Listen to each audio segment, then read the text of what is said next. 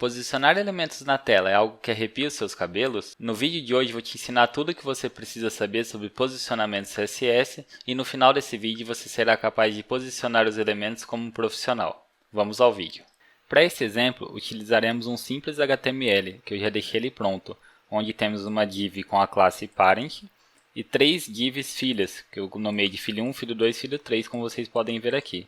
O estilo que eu já deixei pronto também, só coloca a cor nas divs e define alguns tamanhos, nada relacionado a posicionamento. Então vamos lá. O primeiro posicionamento é o static. Por padrão, como não definimos um posicionamento, o static é assumido pelo navegador. A característica do static é sempre colocar um elemento abaixo do outro, como a gente pode ver aqui, ó. Então o filho 1 que é o verde, o filho 2 o vermelho e o filho 3 azul. E repare que o filho 2 começa logo abaixo do filho 1, então o filho 2 respeita o espaço do filho 1.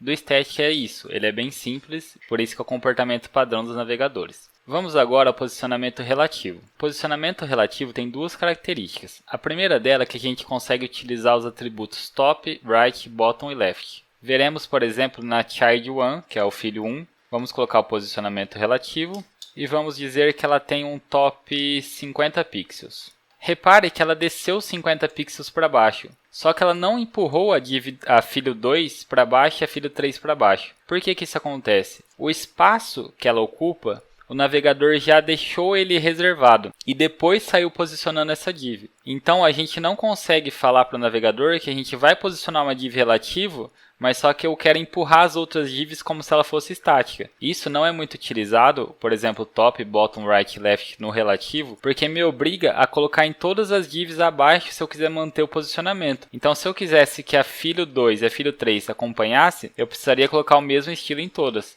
ficando assim. Vamos tirar esse posicionamento relativo aqui de todos os filhos para voltar no padrão. Pronto, a gente voltou ao que estava antes. Para entendermos a segunda característica do posicionamento relativo, precisamos primeiro entender o posicionamento absoluto. Vamos colocar essa filho 2 como posicionamento absolute. Repare que assim que ela vira absoluto, a filho 3 some. Por que ela some?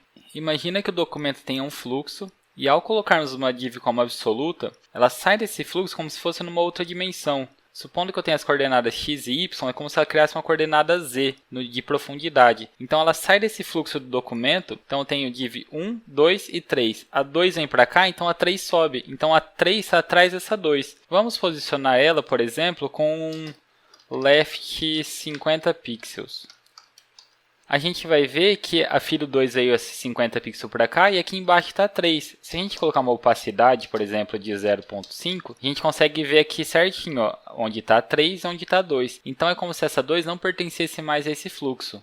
Então vamos posicionar agora, ao invés de left, posicionar right. Uma div absoluta, ela sempre vai ser relativa a alguma coisa. Nesse caso, ela está relativa à página. Então, ele contou 50 pixels aqui da margem direita da página e posicionou a div. Então, se eu colocar, por exemplo, top 0, ele vai colar aqui no começo da página, porque ela está relativa à janela. E se eu quisesse, por exemplo, posicionar ela aqui no quadrado preto, relativa a essa divpy, eu preciso falar que a minha divpy ela é relativa.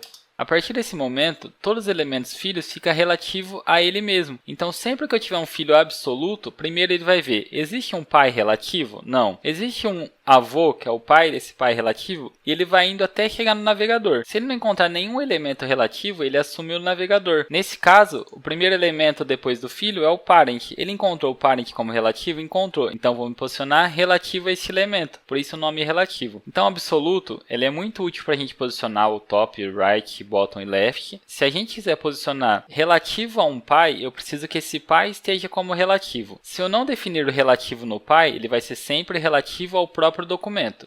E lembre-se sempre que a partir do momento que o elemento ele é absoluto, ele saiu daquele contexto e o restante dos elementos vão seguir a ordem natural da página, como no caso filho 1 e filho 3, já que o 2 saiu, então ele está flutuando ali, o 1 e o 3 segue o fluxo normal da página.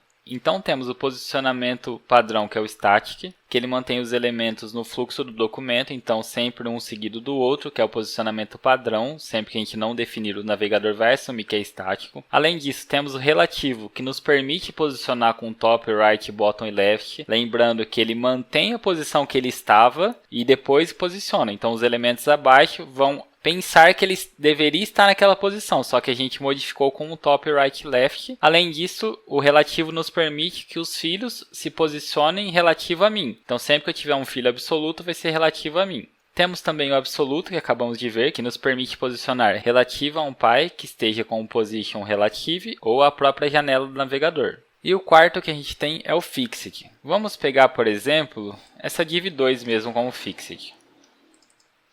Ao salvar, a gente vai ver que ela tem um comportamento parecido com o absoluto, ou seja, eu trouxe ela para uma outra dimensão, o filho 3 está aqui embaixo do filho 2, e essa filho 2 está como se fosse flutuando. Só que agora ela nunca está relativa ao pai, ela está sempre relativa ao próprio navegador. Então, se a gente definir, por exemplo, top 0, ela está aqui em cima. Além disso, se a gente tivesse, por exemplo, aqui na pai, uma altura de 150 VH, só para dar barra de rolagem, a gente vai ver que quando rolar a página, a filho 2 está sempre fixa lá em cima. A gente pode, por exemplo, colocar um right 0, para ela colar lá do lado direito. Então, independente se a gente está rolando ou não a página, ela sempre está ali posicionada em cima e do lado direito. E como ela já não faz parte daquele fluxo do documento, não importa se eu estou rolando ou não a página, ela está sempre ali visível.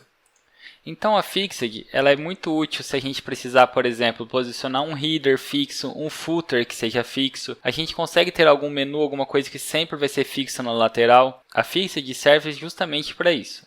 Um quinto posicionamento, embora não muito conhecido, mas bastante legal da gente ver, é o Stick. Vamos colocar essa filho 2 como Stick e top 0. Quando a gente salva, ela aparece uma relativa aqui, ou uma estática, ou seja, ela tem o posicionamento dela no fluxo do documento. Só que quando a gente rola a página para baixo, ela fica fixa. Então ela é uma mistura de uma relativa com um fixed. Enquanto a gente está com visão dela e ela está no posicionamento natural dela, ela tem o comportamento de uma relativa. A partir do momento que a gente rola a página, faz o scroll, a hora que ela fosse ficar invisível, ela fica fixa ali em cima. Ali em cima porque a gente colocou o top 0. Se a gente colocasse um top 50, por exemplo, a gente vai ver que ao rolar a página, ela desce e mantém nossos 50 pixels daqui de cima. A Stick é como se fosse uma mistura de um estático com o Fixed, ou seja, quando a gente está com visão dela e ela está ocupando o espaço natural dela na página, ela é um elemento estático, ou seja, ela mantém o posicionamento padrão dos elementos abaixo. A partir do momento que a gente rola a página, ela vira uma Fixed. Ela colou lá em cima. Mas por que ela colou lá em cima? Porque a gente definiu que o top é 0. Se a gente definisse que o top é 20, por exemplo, quando a gente salva, a gente vê que ela manteve os 20 pixels ali. Só que quando ela volta ao posicionamento natural, ela seguiu o fluxo da página. Esse posicionamento economiza bastante do nosso código e pouca gente conhece, mas é bastante legal de a gente ver. Então é isso, pessoal. Esses são os 5 posicionamentos do CSS. Lembrando que static é o comportamento padrão do navegador. O relativo permite a gente posicionar, mas mantém o posicionamento como se ele fosse um estático, mas a gente está posicionando ali. Então, os elementos abaixo vai pensar que ele era um estático, mas a gente está alterando ele. E ele permite que os filhos que sejam absolutos sejam relativos a ele mesmo. Os filhos absolutos, então, a gente consegue posicionar de acordo com um próximo elemento relativo acima, seja o pai ou seja o navegador. O fixed, a gente sempre deixa ele fixo relativo à página, então ele sai completamente do fluxo do documento e posiciona baseado na janela. E por último o stick, que ele é como se fosse um estático quando está no posicionamento natural, e quando a gente rola a página ele vira um fixed e a gente consegue posicionar ele com top, left, right e bottom a partir do momento que ele está fixo na página. Se você gostou desse vídeo, se inscreva no canal, deixe seu like, comente aqui se você já conhecia os positions e se isso te ajudou de alguma forma. Até mais!